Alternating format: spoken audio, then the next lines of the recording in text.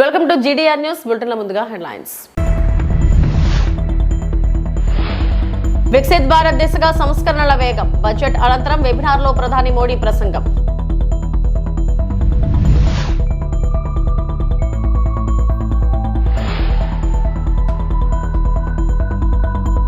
ఢిల్లీ మద్యం కేసులో ఊరట, కన్నీటి పర్యంతమైన కేజ్రీవాల్.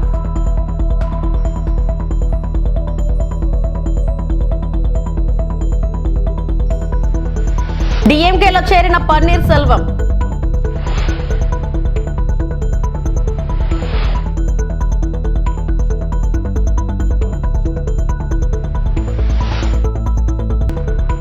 ఢిల్లీ లిక్కర్ స్కామ్ కేసులో క్లీన్ చిట్. స్పందించిన కవిత కీలక వ్యాఖ్యలు.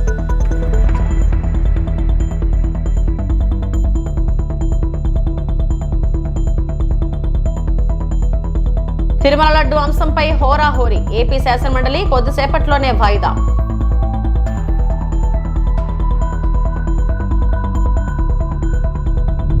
ప్రధానమంత్రి నరేంద్ర మోడీ బడ్జెట్ అనంతరం వెబినార్ ను ఉద్దేశించి ప్రసంగించారు. వికసిత్ భారత్ నిర్మాణ లక్ష్యంతో సాంకేతికతగా ఆర్థిక సంస్కరణలు మరియు ఆర్థిక రంగంలో చేపడుతున్న పలు కీలక కార్యక్రమాలపై ఆయన వివరించారు. దేశంలో కొనసాగుతున్న సంస్కరణల ఎజెండాను ప్రస్తావిస్తూ సమగ్ర వృద్ధి మరియు స్థిరమైన అభివృద్ధి సాధన కోసం ఆర్థిక వ్యవస్థను మరింత బలోపేతం చేసే దిశగా ప్రభుత్వం కట్టుబడి ఉందని ఆయన స్పష్టం చేశారు. టెక్నాలజీ ఆధారిత అభివృద్ధి, పెట్టుబడులకు అనుకూల వాతావరణం, పారదర్శక విధానాల ద్వారా భారత ఆర్థిక శక్తిని మరింత పెంచాలని కేంద్రం లక్ష్యంగా పెట్టుకున్నట్లు తెలిపారు. पहले बजट वेबिनार में मैं आप सभी का अभिनंदन करता हूं। बीते कुछ वर्षों में बजट वेबिनार इसकी एक मजबूत परंपरा बन गई है। अक्सर बजट का आकलन अलग अलग पैरामीटर्स पर किया जाता है। कभी स्टॉक मार्केट की चाल पर बात होती है, कभी इनकम टैक्स प्रस्तावों पर चर्चा केंद्रित हो जाती है। सच्चाई ये है कि राष्ट्रीय बजट कोई शॉर्ट टर्म ट्रेडिंग डॉक्यूमेंट नहीं होता, वह एक पॉलिसी रोडमैप होता है। इसलिए बजट की प्रभावशीलता का आकलन भी ठोस पैरामीटर्स पर किया जाना चाहिए। ऐसी नीतियां जो इंफ्रास्ट्रक्चर का विस्तार करें, जो क्रेडिट के प्रवाह को आसान बनाएं, जो ईज ऑफ डूइंग बिजनेस बढ़ाएं, जो गवर्नेंस में ट्रांसपेरेंसी बढ़ाएं, जो जनता का जीवन आसान बनाए, उनके लिए नए नए अवसर बनाएं। बजट में इससे जुड़े निर्णय ही अर्थव्यवस्था को स्थायी मजबूती देते हैं। और सबसे महत्वपूर्ण बात यह है कि किसी भी बजट को अलग थलग स्टैंड अलोन करके नहीं देखा जाना चाहिए। ఢిల్లీ మద్యం కుంభకోణం కేసులో మాజీ ముఖ్యమంత్రి కేజ్రీవాల్, మాజీ ఉప ముఖ్యమంత్రి సిసోదియా, తెలంగాణ జాగృతి అధ్యక్షురాలు కవితకు ఊరట లభించింది. ఈ సందర్భంగా కేజ్రీవాల్ మీడియాతో మాట్లాడుతూ కన్నీటి పర్యంతమయ్యారు. అధికారం కోసం ప్రభుత్వాలను కోల్చవద్దని ఈ సందర్భంగా ప్రధాని మోడీని కోరారు. ఈ రోజు మద్యం కేసులో నిందితులందరినీ కోర్టు విడుదల చేసింది. ఎప్పటికైనా నిజమే గెలుస్తుంది. భారత న్యాయ వ్యవస్థపై మాకు పూర్తి నమ్మకం ఉంది. ప్రధాని మోడీ, కేంద్ర మంత్రి అమిత్ షా కలిసి ఆ పన్ను అంతం చేయడానికి పెద్ద రాజకీయ కుట్ర పన్నారు. మా పార్టీలోని 5 కీలక నేతలను జైల్లో పెట్టారు. సీఎంగా ఉన్న నన్ను కూడా జైల్లో పెట్టారు. నేను అవినీతి పరుడని కాదు, ఇప్పుడు కోర్టు కూడా అదే పేర్కొందని కేజ్రీవాల్ పేర్కొన్నారు. ఈ క్రమంలో భావోద్వేగంతో ఆయన కన్నీళ్లు పెట్టుకోగా పక్కనే ఉన్న సిసోదియా కేజ్రీవాల్ ఓదార్చారు. शराब घोटाला कर रही थी और हमारे ऊपर आरोप लगा रही थी। आज कोर्ट ने सारे आरोप खारिज कर दिए और जितने भी एक्यूज्ड थे सबको डिस्चार्ज कर दिया। हम हमेशा कहते थे सत्य की जीत होती है। हमें भारतीय न्याय प्रणाली पे भरोसा है। मैं जज साहब का बहुत बहुत शुक्रिया अदा करता हूं, जिन्होंने हमारे साथ न्याय किया, सत्य की जीत हुई। मैं हमेशा कहता था कि भगवान हमारे साथ है। मोदी जी ने और अमित शाह जी ने मिल के आजाद भारत का सबसे बड़ा राजनीतिक षड्यंत्र रचा। आम आदमी पार्टी को खत्म करने के लिए आम आदमी पार्टी के सबसे बड़े 5 नेताओं को जेल में डाल दिया गया। यहां तक कि सिटिंग चीफ मिनिस्टर, जो आज तक भारत के इतिहास में कभी नहीं हुआ, सिटिंग चीफ मिनिस्टर को उसके घर से घसीटकर जेल में डाला गया और 6 महीने तक जेल में रखा गया। हमारे उप मुख्यमंत्री मनीष सिसोदिया जी, उनको लगभग 2 साल तक जेल में रखा गया। पूरा का पूरा फर्जी केस था। हमारे ऊपर कीचड़ फेंका गया।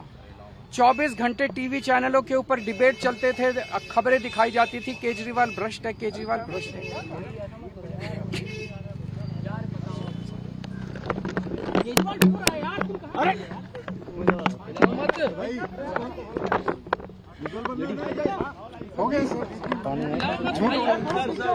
संभालिए सर, अपने आप संभालिए, हिम्मत सर, लाओ मत भाई।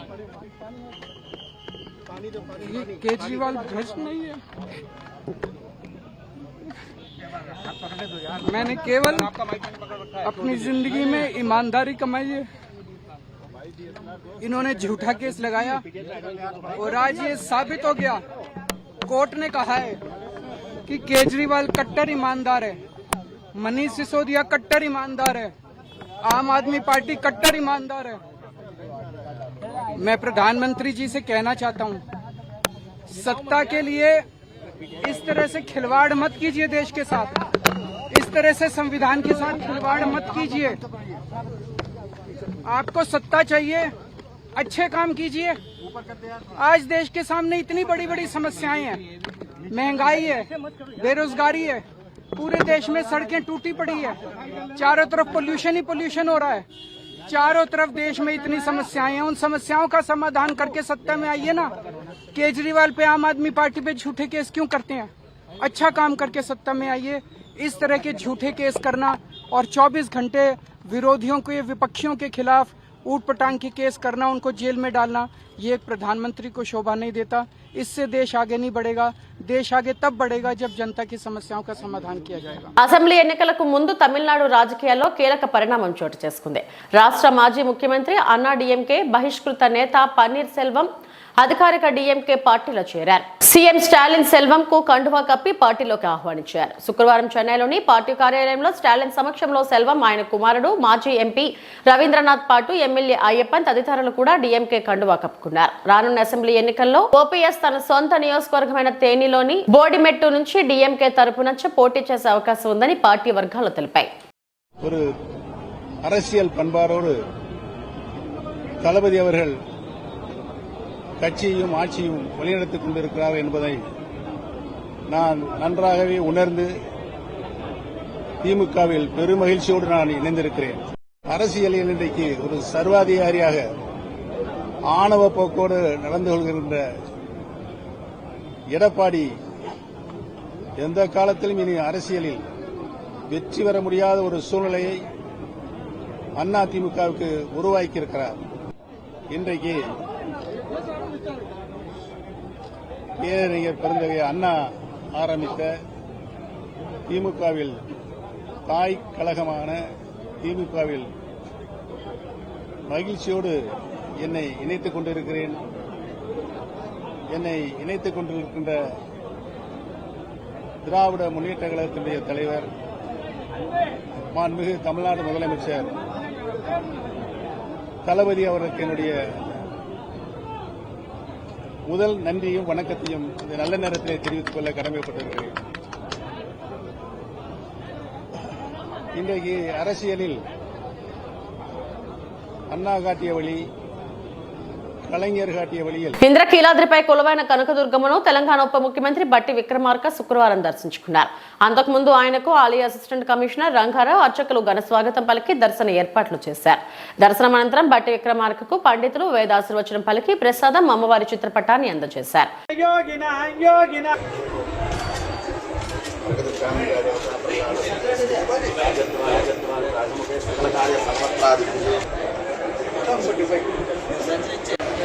అమ్మవారి ఆశీస్సులు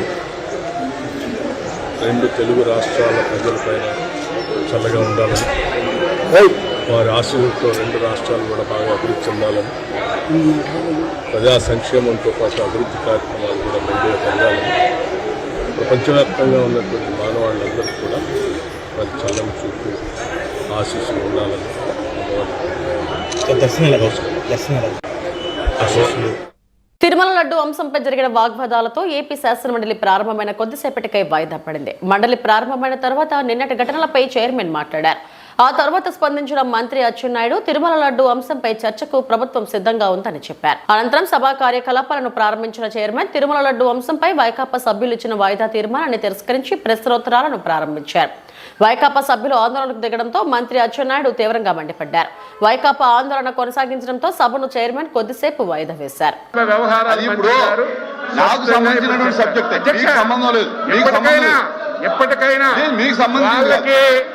వాళ్ళకి తిరుపతి లడ్డు మీద చర్చించడానికి భయపడుతున్నారు. వాస్తవాలు వస్తాయని ఎప్పటికీ మేము వెనకడం లేదు.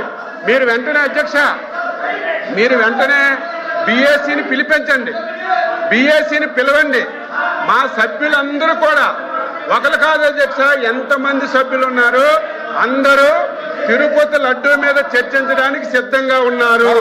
మీరు బిఎస్సి పిలండి. 4వ తారీఖు, ఒక రోజు సరిపోకపోతే 5వ తారీఖు, 2 రోజులు సరిపోకపోతే 6వ తారీఖు, 3 రోజులు కూడా తిరుపతి లడ్డు మీదే చర్చిస్తే మా సభ్యులు మా అభిప్రాయాలన్నీ చెప్పడానికి సిద్ధంగా ఉన్నారు. మేము ప్రతి దానికి సిద్ధంగా ఉన్నాం. వాళ్ళు తిరుపతి లడ్డు మీద చర్చించడానికి భయపడి పారిపోవడానికి ఈ ప్రయత్నాలన్నీ చేస్తున్నారు. ప్రభుత్వం సిద్ధంగా ఉంది. పిలవండి.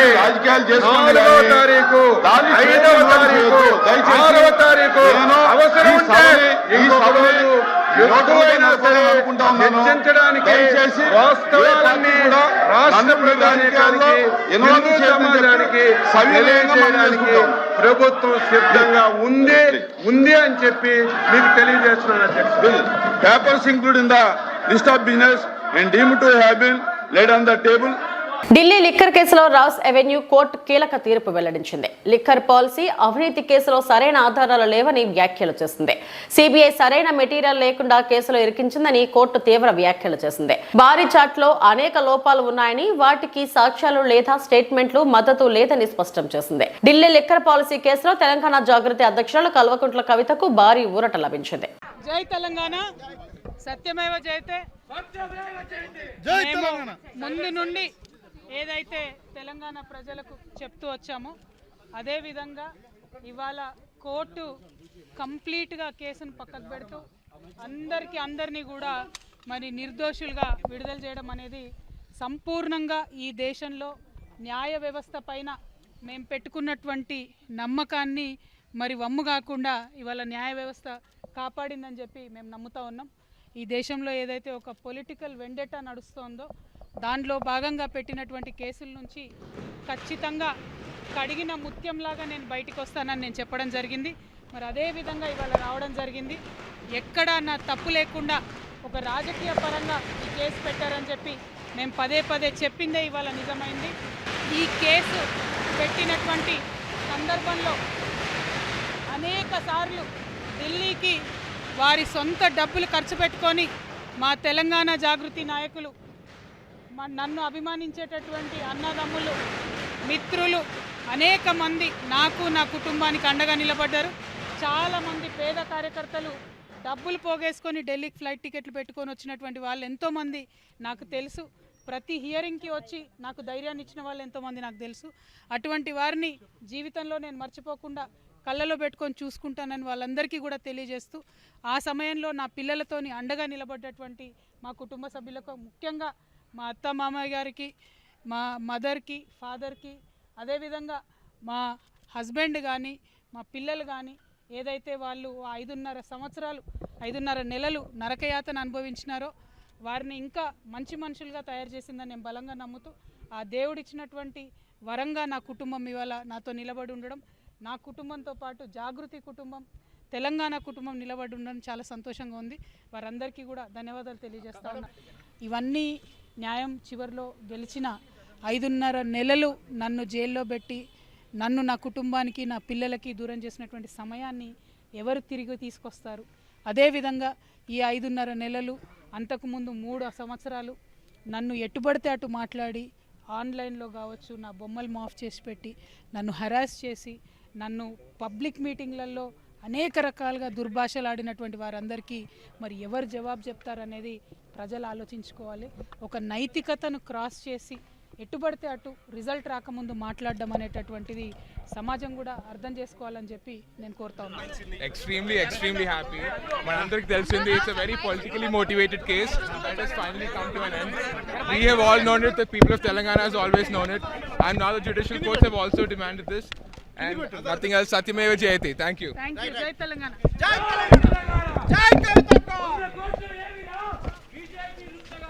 మాజీ మంత్రి సీదిరి అప్పలరాజు రాజమండ్రిలో జరిగిన పాలు కల్తీ ఘటన, శ్రీకాకుళంలో నీటి కాలుష్య ఘటనలపై టీడీపీ కూటమి ప్రభుత్వాన్ని తీవ్రంగా విమర్శించారు. ప్రస్తుత ప్రభుత్వంలో ప్రజారోగ్య పర్యవేక్షణ వ్యవస్థ పూర్తిగా విఫలమైందనే విషయాన్ని ఈ ఘటనలు బహిర్గతం చేస్తున్నాయని ఆయన పేర్కొన్నారు. తోరకపాలెం మరణాల ఘటనను ప్రస్తావిస్తూ పునరావృతం హెచ్చరికలు వచ్చినప్పటికీ ప్రభుత్వం ఎందుకు ముందస్తు చర్యలు తీసుకోలేదని ఆయన ప్రశ్నించారు. కొనుగోలు మరియు పరీక్షల దశలో పర్యవేక్షణ లోపం, అధికారుల నిర్లక్ష్యం వల్లే ఇలాంటి దుర్ఘటనలు జరుగుతున్నాయని ఆరోపించారు. ఈ ఘటనలపై తక్షణమే సరిదిద్దే చర్యలు చేపట్టాలని, బాధ్యులైన అధికారులపై కఠిన చర్యలు తీసుకోవాలని, పారదర్శక విచారణ నిర్వహించాలని అప్పలరాజు డిమాండ్ చేశారు.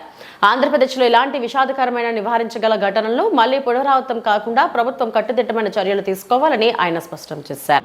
Yesterday I visited Srikakulam city where n number of people hit because of a diarrheal outbreak and 4 persons died because of this diarrheal outbreak. Day before yesterday, I visited Rajahmundry, where around 5 to 6 people died of acute kidney failure due to adulterated milk consumption. These are the kinds of news which is very common in our Andhra Pradesh since the onset of this alliance government. If you go back, nearing about 13 people died of a diarrheal outbreak in Gurla Mandal, Vijayanagar district in 2004 December. 18 people died because of contaminated water consumption in Turakapalam village in Guntur district. Nearing about 6 people died of another diarrheal outbreak in Vijayawada city. Similarly, according to the government data, there are 61 instances of waterborne diarrheal instances in Andhra Pradesh since the onset of this alliance government, that's nearing about 20 months. Out of the 61 instances, nearly about 34 to 35 incidences occurred in school going children, hostel children, like BC hostels, SC welfare hostels, ST hostels. What I mean, 35 incidences occurred in government institutions only. My idea is, every time our Chief Minister Chandrababu Naidu speaks about brand AP image, he discusses about quantum computers every time. He always speaks about artificial intelligence, and he is very much interested in making MOUs with the companies in the respective sectors. But the true image is, yesterday I found one news in newspaper. One farmer, he is bringing his wife as a patient on his own bullock cart. Why? Because the 108 ambulance is not available. A farmer bringing his sick wife to the hospital on a bullock cart. That is the true scenario in Andhra Pradesh. tribal men taking their sick patients by dolly because the ambulance itself is sick in tribal areas. That is the true scenario. Where are we going? What are all these government institutes are doing? I don't understand. The entire public health sector is sick in Andhra Pradesh. The MLAs, ministers are playing kabaddi at this time of precious situation. New Year cases are reporting in Srikakulam city. The diarrheal outbreak is being exposed to newer areas now. Even in Rajahmundry also, consumption of milk, consumption of adulterated milk. We don't know the exact details even now. It's been already 1 week. Almost 6 people died. Laddu అంశంపై ప్రభుత్వం తప్పించుకునే ప్రయత్నం చేస్తుందని వైఎస్ఆర్సీపీ తీవ్రంగా ఆరోపించింది. ఈ అంశంపై చర్చకు ప్రభుత్వం అంగీకరించకపోయినా శాసనమండలిలో ఈ విషయంపై చర్చ జరగాలని వైఎస్ఆర్సీపీ పట్టుబట్టింది. చర్చ కోసం సభలోనే నిరసనకు దిగినట్లు వెల్లడించింది. నిన్న చర్చ ప్రారంభమైన తర్వాత కావాలని అధికారులు అడ్డంకులు సృష్టించాలని, ప్రారంభమైన చర్చను ఈ రోజు కొనసాగించాలని వైఎస్ఆర్సీపీ డిమాండ్ చేసింది. చైర్మన్ మా సభ్యునికి అవకాశం ఇచ్చి చర్చను ప్రారంభించగా వైఎస్ఆర్సీపీ తరపున ఎమ్మెల్సీ చంద్రశేఖర్ రెడ్డి మాట్లాడటం ప్రారంభించారని తెలిపింది. అయితే కావాలని పయ్యావుల కేశవ్ మైక్ వద్ద అనవసరంగా మాట్లాడి చర్చను అడ్డుకున్నారని ఆరోపించింది. ఇది ముందస్తు పన్నాగంతో చేసిన చర్య అని పేర్కొంది. హెరిటేజ్, ఇందాపూర్ రహస్యాలు, నెయ్యి వ్యవహారం వెనుక ఉన్న రాజకీయ కుట్రలు, చంద్రబాబు వ్యాపార లాభాలపై తమ వద్ద ఆధారాలు ఉన్నాయని వైఎస్ఆర్సీపీ వెల్లడించింది. ఈ మొత్తం కుట్రకు సంబంధించిన అన్ని సాక్ష్యాధారాలను సభ వేదికగా ప్రజల ముందు ఉంచుతామని స్పష్టం చేసింది.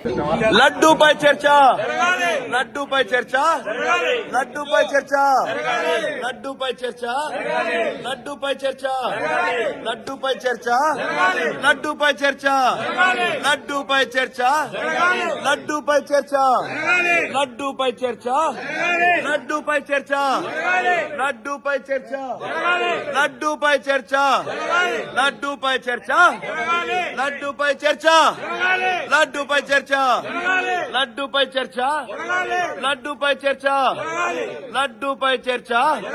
ఇవి ఇప్పటివరకు నా బుల్టన్ అప్డేట్స్. నమస్తే.